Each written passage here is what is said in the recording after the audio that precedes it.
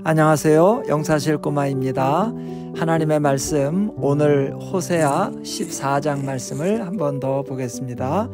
14장으로 호세아서 말씀이 마무리가 되는데요.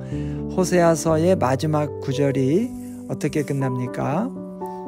누가 지혜가 있어 이런 일을 깨달으며 누가 총명이 있어 이런 일을 알겠느냐? 묻는 말씀으로 끝납니다. 이 질문을 가만히 보면 두 가지 측면이 있습니다.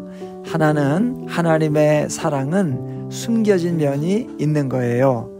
누가 깨달으며 누가 알겠느냐?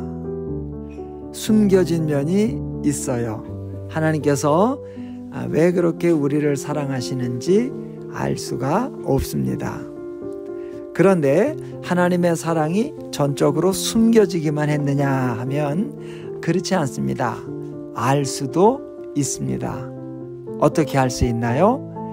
누가 지혜가 있어 이런 일을 깨달으며 누가 총명이 있어 이런 일을 알겠느냐라고 하지 않았습니까? 그러니까 지혜와 총명이 있으면 깨닫고 알 수 있다는 겁니다. 지혜와 총명으로 알아요. 공부 많이 했다고 하나님의 사랑 깨닫는 거 아니지요. 세상 경험 많이 했다고 하나님의 사랑 아는 거 아닙니다. 권세를 가졌다 해서 하나님의 사랑을 깨닫고 아는 거 아니랍니다. 하늘의 지혜와 총명이 있어야 하나님의 사랑을 깨닫고 아는 것인데, 하늘의 지혜와 총명을 그러면 어떻게 가질 수 있나요? 9절 말씀을 보면 여호와의 도는 정직하니 의인은 그 길로 다닌다 라고 했습니다. 하나님의 사랑을 깨닫는 지혜와 총명의 출처는 다름 아닌 여호와의 도라는 겁니다. 여호와의 도, 하나님의 말씀을 말하는 것이죠. 어느 미술 작품 전시회에서 한 사람이 벽에 걸린 작품을 바라보면서 눈물을 뚝뚝 떨어뜨리면서 작품을 감상합니다. 그런데 다른 사람은 그 그림을 아무리 봐도 눈물은커녕 뭘 그렸는지도 모르겠더랍니다. 그래서 이런 말이 있는 거 아닙니까? 아는 만큼 보인다. 맞습니다. 하나님의 사랑을 알 수 있는 지혜와 총명은 하나님의 말씀에서 나오는 겁니다.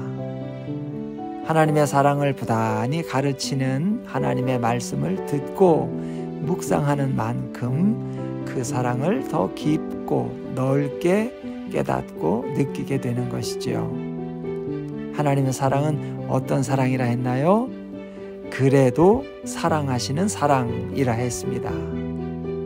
반역한 사람들을 그래도 사랑하시는 사랑, 하나님의 마음을 아프게 한 사람들을 그래도 사랑하시는 사랑이라 했습니다. 여호와의 도, 하나님의 말씀을 가까이 하고 깊이 생각할 때 그래도 우리를 사랑하신 하나님의 사랑을 깨닫고 알게 됩니다.